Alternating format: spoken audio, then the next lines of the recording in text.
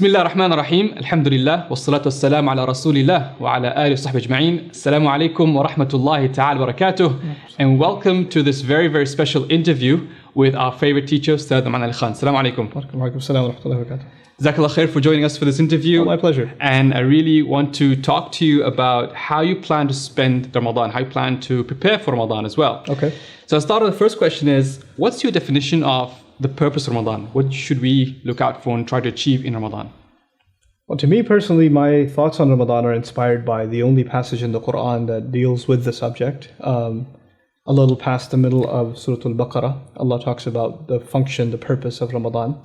And what I find probably the most inspiring in that passage, first and foremost, is that Allah did not describe this month as a month of fasting, nor did He describe it as a month of prayer. First and foremost, He described it as a month in which the Quran itself was revealed. So, and then when He described the Quran, He described it in a way as though He was first introducing the Quran, as though it's never been introduced before, right? And this is a Madani surah, which means the Muslims have been receiving Quran through the Prophet ﷺ for over a decade now, well over a decade. Mm-hmm. And yet Allah says, هُدًى لِلنَّاسِ وَبَيِّنَاتٍ مِّنَ الْهُدَى وَالْفُرْقَانِ, as though it's like Allah is telling us what the Quran is for the first time. So what that teaches me, at least, and I hope other Muslims too, is that you have to renew your relationship with this book almost as though it's you never knew it before, and you have to come at it anew. So it's a month of rejuvenating your experience with the Quran, so you can experience it like that first generation was taught to experience it all over again. That's the first and foremost thing. Like, this month should be a celebration of revelation itself. That's what it should be. SubhanAllah, that's amazing. And based on that, what would be your most important goal for you personally to achieve in Ramadan? So I study Quran throughout the year, but I turn it up a few notches in the month of Ramadan. My memorization goes up. I haven't finished memorizing the Quran. I'm working on it part-time, slowly but surely, but it goes on an accelerator in the month of Ramadan. I try to catch i'tikaf every year, and in i'tikaf I do a lot of review of Quran. For me personally, actually the act of memorizing Quran is not just the act of rote memorization, but actually when you recite the ayat over and over again, it gives you a chance to reflect on the word of Allah too, and to think about the same thing over and over again. And it brings about opportunities for insights, which I really enjoy. So that's one thing that's certainly a thing to look forward to in Ramadan. The other thing I really enjoy doing in Ramadan is the nightly Taraweeh prayers. But I will be honest with you, I don't, a lot of times I won't join the entire Taraweeh prayer, or I'll go to a masjid which actually takes it easier, because some masajid, unfortunately, their big goal is to finish the recitation of the entire Quran, and they rush through the recitation.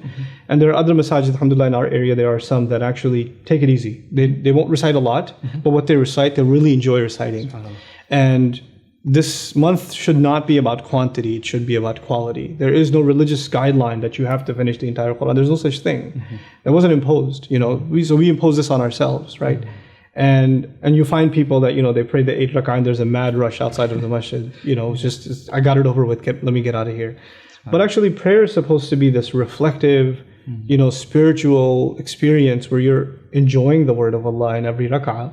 And that's really something I hope to restore every year for myself in Ramadan, and I hope other people do too, inshallah. Inshallah. You just mentioned now about just balancing your sort of energy levels, like for example, trying not to do too much in the first day, for example, trying to leave some energy for the last 10 days. Do you sort of structure the whole Ramadan that way? You try to sort of spread out your energy so that you can maintain momentum throughout the month? I've one of my teachers, Dr. Akram Nadwi, has some pretty interesting insights on Ramadan and how you should spend your time in Ramadan, and I tend to agree with him. Ramadan is actually not supposed to be a time where you're not productive in everything else. Like, you're supposed to be as fruitful, as productive at your work and with business and education and everything else. It's not a time for vacation. In some Muslim countries, for example, people stay up until like Fajr almost, and they pass out until like 4 p.m. just in time for iftar and start all over again. They become like creatures of the night or something, because that's what Ramadan is supposed to be. That's silly. That's not the point of this month. As a matter of fact, the nightly prayers, they are just really a manifestation of tahajjud, right? That's what they are. So if you're a person, and lots of Muslims, of course, they have a struggle even with the 5 prayers, but if you're praying your 5 prayers, but you're not good at tahajjud, this is the month to get into it. This is the وَرَتِّلِ الْقُرْآنَ تَرْتِيلًا, even the ayah reciting the Quran in slow rhythmic tone is an ayah about the night prayer. right? And Taraweeh is actually supposed to be this exercise for the night prayer. So even if you don't catch the Taraweeh, but you actually get up for tahajjud, it's even better for you. That's even better for you. So like we have to shift our mentality about how we make the most use of Ramadan. The other recommendation I very strongly have for people is if you didn't catch the Taraweeh prayers at night, but you went to pray Isha and a few rak'ahs at the masjid, and then you came back for Fajr at the masjid, that's way better for you than staying up until midnight doing Taraweeh and then barely catching Fajr or not coming to the masjid for Fajr. So you have to be realistic with yourself, right? What is a bigger priority? I mean, the Prophet ﷺ's instructions are true and we should believe in them. If you catch the prayer in the masjid at Isha and then at Fajr, it's as though you prayed the entire night. So that's his promise, right? So let's believe in that promise and especially get into that habit in this month. I personally believe, in my personal life and my friends and students, I recommend if you can make a habit out of Fajr and Isha at the masjid, then you're just going to have a productive life. Allah is going to put some barakah in your life throughout your day, throughout your night. A lot of good comes of it. And then this is the month to get into that habit because you're going to go anyway. But don't overdo it in a way that you just totally can't sustain it after it's done, right? You want to use this month as an opportunity to instill habits in your life that you can sustain after this month is over. So that's how I see it. You just touched on the word barakah there, and I want you just to touch on barakah and productivity, where you see those two linked about how the barakah of just the fasting and being spiritual will sustain your energy of the day. So people think about, I'm fasting, I've got suhoor, there's no way I can be productive, but just understand the concept of barakah, how does that boost your productivity? It's pretty amazing because fasting is tough, but if you try to fast tomorrow, it'll be really hard. You're going to be dazed. You're not going to be able to focus at work. Things are going to happen. But what Allah says about Ramadan is pretty awesome. He says, يُرِيدُ اللَّهُ بِكُمُ الْيُسْرَ وَلَا يُرِيدُ بِكُمُ الْعُسْرَ. It's not a universal statement. It's actually intended within the month of Ramadan. Allah intends ease for you. In other words, the fasting in the month of Ramadan is actually easier than fasting any other time. And that's something Allah instilled into this month. It's special.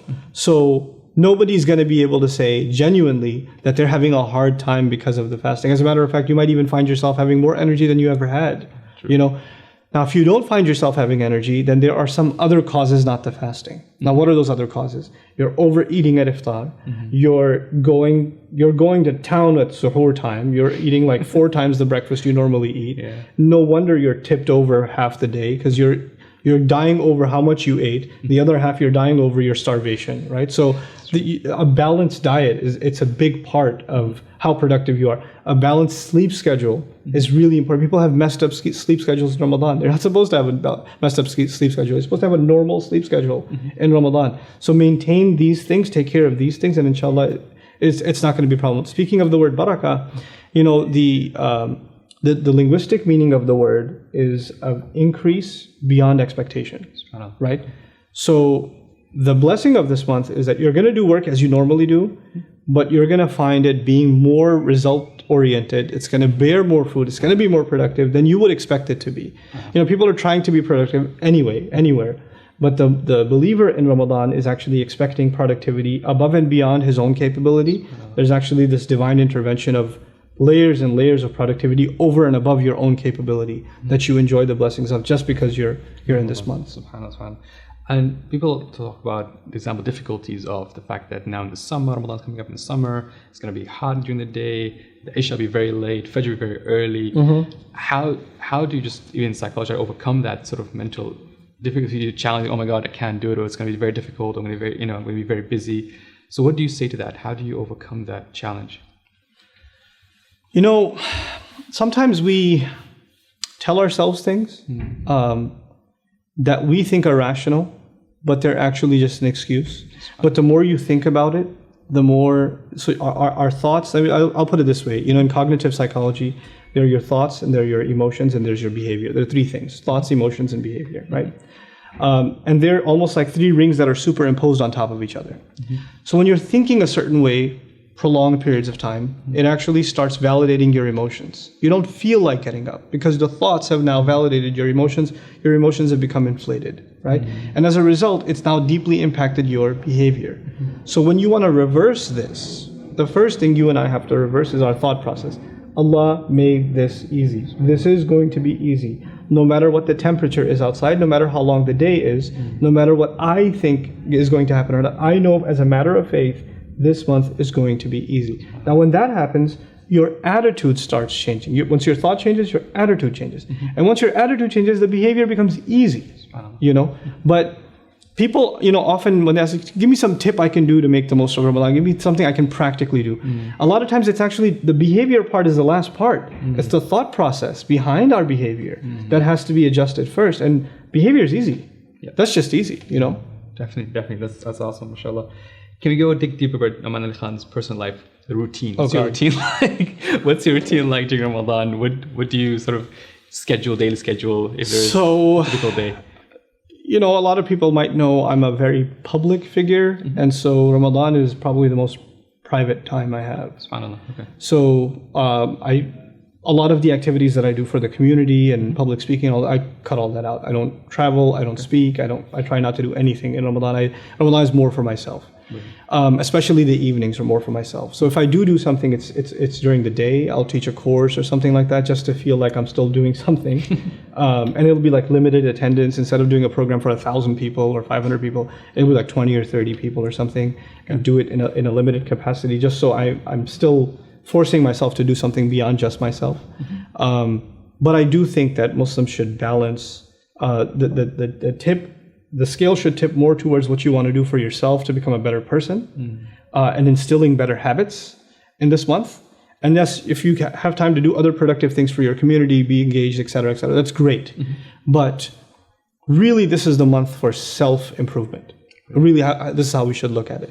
And that's why you have in this passage also, first of all, it's going to be easy. It's a month of celebrating Quran. And then ujibu da'wat ad-da'i idha da'an falyastajibu li. The passage turns to what you should personally be doing is turning to Allah more, right? So I ask myself, honestly, the way I spend any given day, not Ramadan, any given day, what could I have been doing better, right? What opportunities did I miss? Did I wake up too late? Did I rush through the prayer? Did I have breakfast on time? Did I get enough time to exercise, etc., right? And a good balanced day, if you can create balance in a day, then you can replicate that the rest of your life. And that means a good life. So to me, a good day actually translates into a good life. And a not productive day translates into a non-productive life. Because really, at the end of the day, we recycle our days, right? A lot of our days, they go by, a week goes by and it feels like it was just a day because it's all the same over and over again, right? So if you instill certain habits on a daily basis, and this is the time to do it. Shaitan's chained up, the waswasa is gone, everybody around you is motivated. Allah has given special ease to you, empowered you in ways that you wouldn't be empowered before. So it's a time to instill good spiritual habits, good personal habits, good eating habits. Eat healthy. Don't eat oily stuff for iftar. Yeah. Don't eat greasy stuff for suhoor. Cut that stuff down. Get into better shape. Unfortunately, there are some statistics in Muslim countries. Some Muslims gain the most weight in the month of Ramadan, right? Which is I can't fathom it. Yeah. I can't understand it. So for me personally, that's what it's actually essentially and fundamentally about. SubhanAllah, definitely. Now, you heard of the mid-Ramadan slump. Yeah. How do you overcome that? I get it too. Everybody gets it. We're human. You get a slump. You're at something and it beats you up. Now that's when friends come in handy, and it's okay. You can accept a slump. It's okay. You can have a day or two that are down. We're human beings. We're not machines, right? But the point is to pick yourself. Recognize that it's a slump, and nobody's going to beat you up. You have to learn to beat yourself up. You have to learn to be tough on yourself and get back up on the horse. Okay. Instead of constantly waiting on somebody else to come and motivate. I feel unmotivated. Yes, you loser. You feel unmotivated. Why don't you call yourself a loser and become a winner again? Get up. We have the capability to be tough on ourselves. We just don't do it, right? We've become, unfortunately, I feel like too many people are obsessed with the idea of the pursuit of happiness, right? Which just means, ask yourself that. What does it mean, the pursuit of happiness? If I just had a lunch and I feel like doing nothing, I'm happy. That's not a high pursuit. It's not like a goal in life. I just played some video games. I feel kind of happy. Yeah. There should be higher pursuits in life, man. Have some grit. Have some toughness. So people that don't aim higher than just happiness, they don't accomplish things in life. Happiness is actually, to me, a byproduct of actual productivity in life. So you're looking for a transformation. And the other thing I'll say here is about the slump that's really important. People compare themselves to others. Oh, that guy goes to the masjid every day. This person is, mashallah, look at this person. Look at what they're doing. They're doing work, they're doing school, and they're praying, and they're doing this, and they're doing that. Oh my God, I'm such a loser. And then your slump gets deeper. And the core problem isn't that they're a winner. The core problem is you're comparing yourself. No two human beings are the same. You have to compare yourself to me. I have to compare myself not to anybody else. I have to compare myself to myself from yesterday. That's it. Why was yesterday better than today? What did I do wrong? And you have to beat yourself at this game. That's what you have to do. There's a constant journey towards improvement of yourself. So if you can tell yourself, I did more today than I did yesterday. I'm doing better than I did yesterday. That's the winner, not what you're comparing yourself to somebody else with, you see? And that's actually an attitude that Muslims should adopt in life. عَسَىٰ أَنْ يَهْدِيَنِي رَبِّي لِأَقْرَبَ مِنْ هَذَا رَشَدًا. It's actually a Quranic concept. Allah says, tells us to pray that perhaps my master will guide me all the way to closer. I'm using all the way on purpose. The lam is for ghaya. What does that mean? To Allah, you getting closer, not the closest, not to the end. You making it closer to guidance is the eventual goal. If a human being dies pursuing betterment, not perfection, just betterment, they have led a successful life. So what about the last 10 nights? What is the most productive thing you could do in the last 10 nights of Ramadan? Last 10 nights of Ramadan to me is just ibadah, ibadah, ibadah. Forget the world, just you and God and His Word. Recite as much as you possibly can. Memorize as much as you possibly can. Spend time at the masjid as much as you possibly can. Seek forgiveness from people. That's a spiritual exercise. Seek forgiveness from people as much as you possibly can. Forgive others as much as you possibly can. Think in your mind about people you've got a grudge against for years. Make a list, write it out, your hit list, and call those people and make amends with them. And think deeply about who you may have offended, realizing it or not realizing it, and make amends with them. This is the time to make the most of, just refining yourself is not just about being spiritual and praying more. It's also about fixing your relationships with other people, right? Especially with family. Start with family, work towards close circles, then work towards business affiliations, etc. There's a ripple, right? The people closest to you, all the way to the people furthest from you. And so, too often we talk about how we have to be productive in the community and we have to do political activism and social activism. That sounds great. I mean, I agree with it entirely, but that's out here. There's a lot of stuff that's messed up right here that you're not even looking at, You're not even, like acknowledging your mom. You're not even being kinder to your dad. When's the last time you gave him a hug?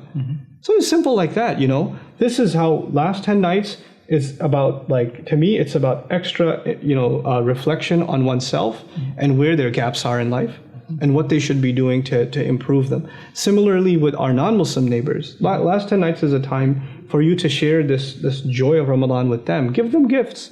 Give them, share food with them. Let them know if they ever have any questions, they're free to ask you or whatever, We should engage, and because, I say that, why specifically I mentioned non-Muslim neighbors? Because the ayah says, هُدًى لِلنَّاسِ وَبَيِّنَاتٍ مِنَ الْهُدَى وَالْفُرْقَانِ. Didn't say هُدًى لِلْمُتَّقِينَ, هُدًى لِلْمُؤْمِنِينَ. That's in the beginning. When he said Ramadan, he said هُدًى لِلنَّاسِ. So this is a time to maybe even share the blessings of this guidance with other people directly and indirectly. Just the fact that, Muslims are going to be in the presence of other non-Muslims, just their presence might have an impact. They might just say, wait, these people aren't as crazy as I thought they were, But what are you guys doing? Just that. And then you could fulfill هُدًى لِلنَّاسِ وَبَيِّنَاتٍ مِنَ الْهُدَى وَالْفُرْقَانِ, So that's what the last 10 nights are about, just kicking it in high gear and ending on a high note. Inshallah. Alhamdulillah. Awesome. And what's the biggest positive change any particular Ramadan has brought to your life from the previous Ramadans? Oh man, Ramadan's changed my life entirely. The biggest Ramadan, I would say I was 18 years old. I was in Queens, and they had Taraweeh, but they had somebody come in who would, after the Taraweeh, they would actually translate everything that was recited, ayah by ayah, right? And they would pray 4, and then he would translate the 4 and explain them briefly. That would take about 45 minutes. Then they'd pray 4, and he'd go like that, and they'd go until 12:31 in the morning, right? And he would translate in such a flow, because he didn't have a translation in front of him. He was just translating off the cuff, right? and I didn't know any Arabic at the time. So I'm listening to this and I felt like, man, I mean, I forgot that he's talking. I just remember Quran talking, you know? And for the first time, I felt like Quran is a conversation between God and humanity. I felt, because when you're reading a book, it's a book. But when you're hearing it, it's a conversation. And originally the Quran was what? It was heard, right? So I was so mesmerized by the Quran as a conversation. I said, I need to learn what you just did at the end of that month. And he said, why don't you just learn Arabic? I was like, okay. And then I started learning Arabic, and here we are. So it started in Ramadan, you know. SubhanAllah. SubhanAllah. And the final question is about, so you had a great month, inshallah, you know, you've gone through these changes, you've done all the spiritual upliftment, and then Ramadan ends, and then sort of that, you're going through that again, that slump again after Ramadan. How do you overcome them? How do you stay consistent after Ramadan? The questions that we always get. To me, there is no such thing as a slump after Ramadan. Ramadan is this high. You should ride that wave, dude. Ride it out. Set goals in Ramadan that you don't finish in Ramadan. SubhanAllah. Awesome. Set goals that'll take another month to finish, another 2 months to finish. Like for me, memorization goals, right? I memorize some things in Ramadan, but I actually set a goal. Okay, I'm going to do these surahs. But I know they're not going to be done in Ramadan. And so it's not going to stop. SubhanAllah. You see what I'm saying? Awesome. The same way, like, sleeping habits, like I keep emphasizing, to me, actually, a person's life can completely transform based on how they use their time and how they sleep. True. Right? If they could fix their sleep schedule, they can fix a lot about their life. You know? And that's why inna salata kanat ala al-mu'minina kitaban mawquta is important. Like, pray Isha and go to sleep. Don't have a late night. It's okay. Don't watch stuff. You're gonna wake up groggy. You know, your mind's gonna be busy even when you're sleeping. You're gonna wake up exhausted. The sleep won't mean anything. You're not gonna be productive this way. So the prayer schedule in Islam, it actually teaches you a pretty productive lifestyle, right? So that's what I would emphasize more than anything else. And if one can keep that up after Ramadan, the best way to keep up motivation, in my experience at least, has been being around people that are highly motivated, or people that are that keep you from going into a slump and you keep them from going into a slump, so you kind of become each other's sparring buddies. You know, so you keep the guard up, and inshallah ta'ala that will be a good way to ride that wave and take it into what it's supposed to be. By the way, this is my concluding comment. So Ramadan is 30 days. The Quran says that fasting used to be less days than this. But because the Quran came down as a commemoration of this month, this revelation, which came down in one night, inna anzalnahu fi laylatul qadr, one night. So you should celebrate one night. Fast one night, the night that it came down, laylatul qadr. But this revelation is so powerful that Allah gave us 30 days, which is supposed to be harder than one night. But He says He wants ease for you. So first, I'll give you more, but I'll make it easy for you. Now, what is this? What is this 30 days supposed to be? I'll tell you what it's supposed to be. You know, if somebody joins the military, or somebody joins the police academy, or the fire department or something, they have training, right? And that training is rigorous. It's a month, 2 months, 3 months, whatever it is, and then they graduate. And then there's a graduation ceremony, and then they hit the real world. Right? Then they are actually going to face a real fire, not a mock fire. Then they're going to be on the battlefield, not a mock battlefield, like a virtual battlefield. You see what I'm saying? Then they're going to have to use their gun maybe in a real crime situation, not at a gun firing range. You see what I'm saying? Now, Ramadan is actually divine training. I'll take shaitan out of the picture. I'll train you on how to navigate your life with guidance. And as soon as that month is done, now let me throw you into what? Real world. Now your real test begins. You see what I'm saying? So this is actually training to propel you for life. Your test didn't get over. Like the attitude that now we're on a break is like saying, the guy who just did all his training, finally it's over. No. Now you start work.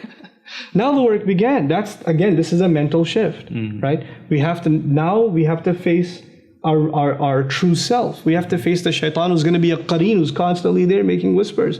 Now you're ready to face him because you're empowered with revelation. You're empowered with the word of Allah. You know? SubhanAllah, SubhanAllah. So the man, you could stay for a long time. Jazakallah khair. Really appreciate your time. You got it. Jazakallah khair. And thank you for watching this video. I hope you enjoyed it. And for more from Ustadh Nouman, please visit Bayyina.tv or download the Bayyina podcast from iTunes. Inshallah, you learn a lot from it. Especially you can learn a lot from the Quranic, Arabic, and some tafsir through his program. Jazakallah khair, Ustadh Nouman. Barakallah feek. Assalamu alaikum. Let's have a productive Ramadan. Inshallah.